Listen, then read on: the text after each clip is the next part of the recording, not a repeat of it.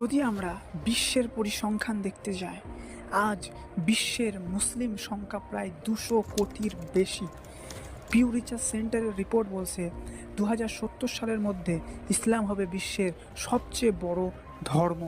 একটু কল্পনা করলেই আমরা দেখতে পাবো যে পৃথিবীতে তিনটে ব্যক্তি যদি এক জায়গায় থাকে তার মধ্যে একজন হবে মধ্যে সব থেকে এখন ধর্ম বেশি অনুসারী আছেন, অর্থাৎ পৃথিবীর মধ্যে সব থেকে ধর্মের বেশি অনুসরণকারীরা হচ্ছে খ্রিস্টান, অর্থাৎ খ্রিস্টানিটি। এরপর আছে ইসলাম। কিন্তু আমরা আছি 2025-এ এবং পিউ রিসার্চ সেন্টারের রিপোর্ট বলছে, গবেষণায়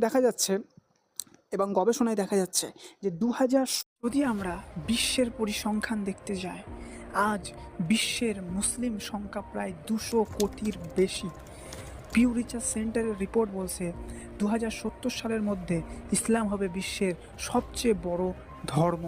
একটু কল্পনা করলেই আমরা দেখতে পাবো যে পৃথিবীতে তিনটে ব্যক্তি যদি এক জায়গায় থাকে তার মধ্যে একজন হবে মধ্যে সব থেকে এখন ধর্ম বেশি অনুসারী আছেন, অর্থাৎ পৃথিবীর মধ্যে সব থেকে ধর্মের বেশি অনুসরণকারীরা হচ্ছে খ্রিস্টান, অর্থাৎ খ্রিস্টানিটি।